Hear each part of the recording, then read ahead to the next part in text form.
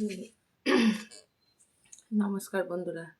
এখন বাজছে ভোরবেলা 5টা, কত বাজছে এখন 27। বেঙ্গল ব্লগ মনের কথায় আমি টুসি আবার নতুন একটা ব্লগ ভিডিও নিয়ে চলে এসেছি। আজকে দোল পূর্ণিমা, সকাল সকাল পুজো করতে বসে গেছি।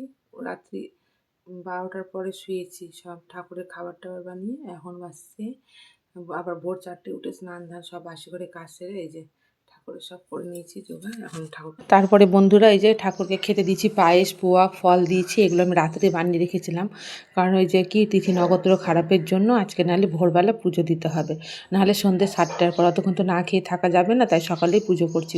আমার মা ফোন করে বলে দিয়েছিল, আমার পিসিরা সবাই মানে আজকে ভোরবেলাতেই সব পুজো করেছে, মানে সন্ধ্যে সকাল 6টার আগে বলে করতে হবে। তাই আমি ওই তো 6:45 আগেই আমার পুজো হয়ে গেছে। তাই গোছাগুছি করে টোরে 6:45 মধ্যে আমি ঠাকুর ঘর থেকে বেরিয়ে গেছি। এই যে এখন সব ঠাকুরকে ভোগ লাগিয়ে দিচ্ছি, ভোগে তুলসী পাতা দিয়ে দিচ্ছি, আর সব ঠাকুরকে ফুল দিয়ে লাস্টে ঠাকুরের নাম করে পুজো দিয়ে দেবো। রাধা মাধব আছে, লক্ষ্মীনারায়ণ আছে, ওদেরকে তো একটু পুয়া পায়েস করে দিতেই হবে, তাই না? তাই জন্য আমি রাত্রে করে রেখেছি। দিয়ে ঘুমিয়েছি 12:30টার দিকে। আবার ভোর 4টে উঠে স্নান করে না গলাটা একটু বসে গেছে, ঠান্ডা লেগে গেছে।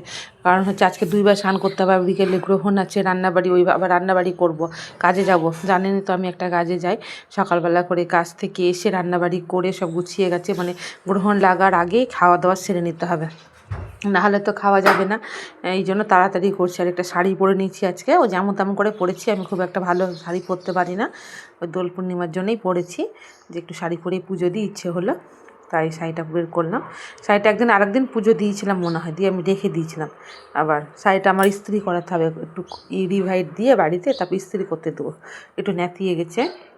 আর এই যে ধুমো দিয়েছি বলে ঠাকুরের মুখগুলো আমার দেখা যাচ্ছে না, লাস্টে দেখাবো। হ্যাঁ, যে পুজো টুজো। আর আমার ওই সোমবারের দিন থেকে খাটনি চলছে, বাসনপত্র মানে ধোয়া মাজা, এই গ্রহণের জন্য প্রচুর খাটনি হয়ে গেছে।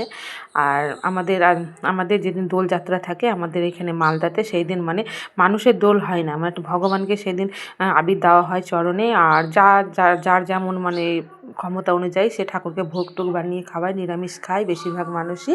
আর তারপরে মানে নেক্সট ডে আমাদের মানে মানুষেরা রং খেলে, বড়দের পায়ে আবির দেয়।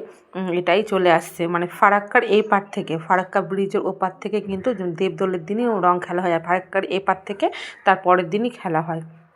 তো আমরা পরের দিনই খেলি, মানে মঙ্গলবারের দিন হচ্ছে আপনাদের মনে করেন বন্ধুরা দেবদল, আর বুধবারের দিন আমরা খেলো। সেদিনই সবাই মানে ভালো মন্দ যার যার মন জুটবে সেইভাবে রান্নাবাড়ি করি আমরা, খাওয়া দাওয়া। আর আমি বুধবারের দিন কোনো কিছু ব্লগ করিনি, সেই দিন ছুটি নিয়েছিলাম, কিছু করিনি, মানে আনন্দ করেছি, বাড়িতে রান্নাবাড়ি করেছি, খাওয়া দাওয়া করেছি, অনেক কিছুই রান্নাবাড়ি করেছিলাম, কিছু শেয়ার করিনি। সকালে করেছিলাম ডাল ফ্রাই করেছিলাম, তারপরে আপনার মনে করেন যেই কী যেন ওটা কী বলে ডালপুরি বানিয়েছিলাম। আর বাপের বাড়ি যেহেতু যাই না, বাবা বলে, তো বাবা মাংস পাঠিয়ে দিয়েছিলো, তাই মাটন রান্না করেছিলাম, আর ভাত করেছিলাম। আর বেশি কিছু কোনো ফ্রাইড রাইস করার কথা ছিল, করিনি, তারপরের দিন করেছি। আজকে যে ভয়েস দিচ্ছি আজকে করেছি, আজকেও কিছু শ্যুট করিনি, বিকালে যখন বেরোবো তখন থেকে করব। টাইম পাইনি, সকাল থেকে অনেক কাজ ছিল। এই যে ঠাকুরের ফুল টুল দেওয়া হয়ে গেছে, ধূপ প্রদীপ সব জ্বালিয়ে দিচ্ছি, আমি ঠাকুরের পুজোটা করে নিচ্ছি। পুজো করতে আমার এমনি দিনই মানে 30 মিনিটের বেশি লাগে, আর এমনি যে পুজো পার্বণ যেদিন থাকে সেদিন আবার। আর আমার এই হোলিতে এবার প্রচুর খাটনি হয়ে গেছে, গ্রহণ পড়ার জন্য মাজা ঘষা ডবল করে করতে হয়েছে। আবার তারপরের দিন মনে করেন সব ঠাকুরকে স্নান করিয়ে ড্রেস পোশাক ছাড়িয়ে নতুন জামা কাপড় পরিয়ে আসন টাসন সব পাল্টিয়ে নিয়েছি, কারণ বৃহস্পতিবার আবার আজকে যেমন বৃহস্পতিবার সকাল সকাল আমার আজকে কাজে সকালে যাইনি, বৈকালে যাব, দেখি কখন বেরাচ্ছি। এই তো ধুঁয়ো দিয়েছি কোনে, ওই জন্য ধুঁয়োর জন্য ঠাকুরের দর্শন হচ্ছে না ঠিক মতো, পরে আপনাদের দেখাবো। পুজো দেওয়া হয়ে তুলসীতলায় জল টল দিয়ে আসি, তারপরে দেখাবো। নিরামিষ একবেলার মতো রান্না করলো, রাতেও আমাকে রান্না করতে হয়েছিল, রাতে আর কিছু শ্যুট করিনি। রাতে ডাল করেছিলাম, আলু সিদ্ধ করেছিলাম, আর বেগুনি। আর দিনের বেলা রান্না করেছিলাম আলু পেঁপে সোয়াবিন দিয়ে তরকারি, বড়া ভাজা, আর মুগের ডাল। আর কিছু করিনি, মানে ওগুলোই খাওয়া দাওয়া করেছিলাম। আমার পুজোর প্রসাদ টোসাদ ছিল, অল্প করে রান্না করেছিলাম, খেয়ে দিয়ে সব মাজা ঘষা করে পরিষ্কার করে রেখেছিলাম। গ্রহণের পরে আমরা খাই না, গ্রহণ শেষ হওয়ার পর ছেলে মেয়েকে স্নান করিয়েছি, আমি করেছি, ওর বাবা পরে রাত্রে এসে জামা কাপড় সব ভিজিয়ে দিয়েছিলো, দিয়ে ওর বাবা স্নান ধান করে উঠেছে। আমরা গ্রহণ হলে মানি, আমার বাপের বাড়িতেও মানে, আমিও মানি, বাবা আমার মাই শিখিয়েছে এগুলো বলে মানতে হয়। এই জন্য।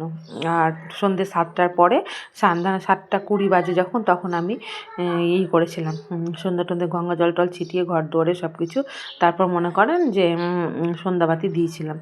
ওর বাবা বলেছিল পরেই দিবা নাকি মোবাইলে, আর এখন মোবাইলে সব কিছুই দেখাচ্ছে, অসুবিধা হয় না, কাউকে জিজ্ঞেস করতে হয় না। মোবাইল খুললে এখন সার্চ না করলে এমনি তো ইউটিউবে ফেসবুকে এখন দিয়ে দিচ্ছে সব কিছু, এখন আর অসুবিধা হয় না। মানুষের এখন মনে করেন যে আগেকার দিনে মানুষের ওর কাছে যেত, ওর কাছে যেত জিজ্ঞাসা করতে, এখন কারো কাছে জিজ্ঞাসা করতে হয় না, নিজেই মানুষ এখন সব কিছু করতে পারে। এখন হচ্ছে মোবাইলের যুগ, মানুষের আর কারো প্রয়োজন হয় না। আর কয়েকদিন ধরে যেন ব্লগও ঠিকমতো করতে পারছি না, কারণ হচ্ছে এত চাপ বেড়ে গেছে আমার কাজের, কি বলবো, একদম প্রচুর চাপ বেড়ে গেছে জানেন। দেখেন পাখি ডাকছে এইদিকে, আমি বাইরে বসে একটু ভয়েস দিচ্ছি ছাদে, কারণ হচ্ছে ওটা একটু মেয়ে এখন মেয়ে পড়তে যাবে, ছেলেকে ঘুম দিব, একটু টিভিটা দেখে নেই, তাই জন্য আমি একটু বাইরে ছাদে বসে আমার একটু ভয়েসটা দিচ্ছি, যে পাখি ডাকছে, ভালো লাগছে, একটু বাতাস বইছে, আর একটু না হালকা হালকা এখন গরমও লাগছে, আবার থেকে থেকে ঠান্ডা লাগছে। এটা না এখন যদি ঠিক মতো নাই করি না, এখন শরীর খারাপ হয়ে যায়। আমার পুজো দেওয়া হয়ে গেল, পুজো দেওয়া হয়ে গেলে তারপর তুলসী তলায় জল দিয়ে আসবো, তারপর আপনাদের সাথে আবার আসবো।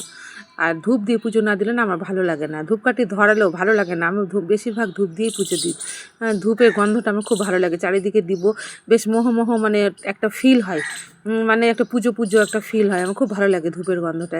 আপনাদের হয় এরকম? আমাকে জানাবেন তো কমেন্ট করে। আর কি ভিডিও করছি তো দেখি কবে কে দেখে আমার ভিডিওতে, সেরকম কেউ দেখে না, ওই 5জন 6জন এইভাবেই দেখছে, তাদের জন্যেই করছি।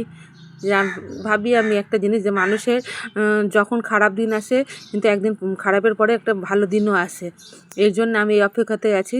এই যে আর পুজো দেওয়া হয়ে গেল কমপ্লিট, এই যে ঠাকুর দর্শন করলেন, আমার রাধা মাধব আছে, সব ঠাকুর দেখেন সাজিয়ে দিয়েছি, এই যে এই ভোগগুলো দিয়েছি, পায়েস অল্প কয়টা করেছিলাম। তারপর আমি কাজে বেরোবার পথে রাস্তা, তারপরে এই যে প্রভাত ফেরি বেরিয়েছে দোলযাত্রার জন্য, সবাই কি সুন্দর সেজেছে, কি ভালো লাগছে। আর না পরে না মিউট করে দিলাম, প্রচণ্ড গাড়ির রাস্তার আওয়াজ হচ্ছিল, ঘ্যাং ঘ্যাং করছিল, আর কি সুন্দর লাগছে। এটা না আমাদের এই দিকে, মানে বাপের বাড়ি এই দিকটাতে তুলেছে, কাজ থেকে যাওয়ার পথে, আর আমার শ্বশুরবাড়ির সামনের দিক দিয়েও যাই, যে কী সুন্দর লাগছে সবাই। সে অনেক দিন পর আমি এরকমভাবে দেখলাম, মানে দেখি আমার শ্বশুরবাড়ির মানে উপর থেকে দেখি যায়, কিন্তু এখানে এই যেরকম রাস্তাতে দাঁড়িয়ে থেকে খুব ভালো লেগেছে আমার। বেরিয়েছিলাম না, পুজো টুজো হয়ে গেছে, আর বেশ না মানে জানি খুব ভালো লাগছিলো, সকালটা এনজয় করতে মানে ভালো লাগছিলো। সেই 7টা 5-10 বাজছে মনে হয়, ওরকম বাজছে, তো ভালোই আনন্দ হলো। ওর বাবার আমি ছিলাম, তাই কিছুটা একটু মুহূর্ত ক্যাপচার করেছি, ভালো লাগছে। একদিকে ছোটো কচি কাচারা বেরিয়েছে, দারুণ লাগছিলো। তারপর ওইদিকে আবার বড়রা নাচ করছে, মানে খুব সুন্দর লাগছিলো, মানে অনেক দিন পরে উপভোগ করলাম এরকম। শ্বশুরবাড়িতে বিয়ের পরে তার এগুলো কিছু হয়ই না, সব চলে গেছে কোথায়, বেশ ভালো লাগছিলো। আর বেশ হালকা হালকা ঠান্ডাও ছিল, বাতাসও হচ্ছিলো, মানে বেশ ভালো লাগছিলো। একটা সুন্দর রবীন্দ্রসঙ্গীতের গান, দারুণ লাগছিলো, যাকে বলে অসাধারণ, মানে অনেক দিন পর উপভোগ করলাম। মানে বলে না বিয়ের আগে যে জিনিসটা, বিয়ের আগে সেরকম বেরাইনি, কিন্তু উপভোগ করছিলাম। এই যে এডিট করতে করতে আমার ফোন চলে এসেছিলো কাজের ওখান থেকে, তো আমি বললাম দাঁড়াও আমি ভিডিও এডিট করছি। এই হয়ে গেছে প্রায়, দেখেন কী সুন্দর নাচ করছে। আমার বললাম যে দারুণ লেগেছে সকালবেলাটা, মানে কি বলবো, দারুণ লেগেছে। তারপরে তো বাপের বাড়ি গেছিলাম, ওইখানে একটু আবির টাবির খেলা হয়েছে, ওগুলো আর তুলে নিই। তারপর বড় বাড়িতে এসে একটা ছবি তুলেছি, মেয়ে তুলে দিয়েছে, সবাই দিয়েছিল, ওই জন্য দারুণ লেগেছে দেখতে, কী সুন্দর। সবাই অনেক জায়গা থেকে দল থেকে বেরায়, এখানটায় অনেক ক্লাব থেকে বেরায়, বেশ ভালো লাগে। তারপর ডান্স একাডেমিগুলো থেকে বেরায় ছোটো ছোটো, কী সুন্দর সব সাজিয়েছে। আর বেশিরভাগ ওই যে আমাদের বাড়ির দরজার সামনে যাচ্ছে, এটা যে বারান্দা থেকে মেয়ে তুলেছে, আমিও দাঁড়িয়েছিলাম, মেয়ে বলছে আমাকে তুলে দাও। আর এখানে অনেক, আমাদের এখানে না গোপাল ঠাকুর নিয়ে যায়, এই দেখেন অনেক গোপাল ঠাকুর আছে, ভ্যানে করে নিয়ে যাচ্ছে, দারুণ লাগে একদম দেখতে। যার যার বাড়ির ঠাকুর সবাই যায় প্রভাত ফেরিতে, এই গোপালগুলোকেও নিয়ে যায় সাথে, ওদেরকেও ঘুরতে নিয়ে যায়, মানে দোলযাত্রা ওরা আবার ঘুরবে না, মানুষ ঘুরবে, তাই কোনো দিন হয়। তো খুব অনেকগুলো গোপাল আছে যে ভ্যানে করে নিয়ে যাবে, দেখেন।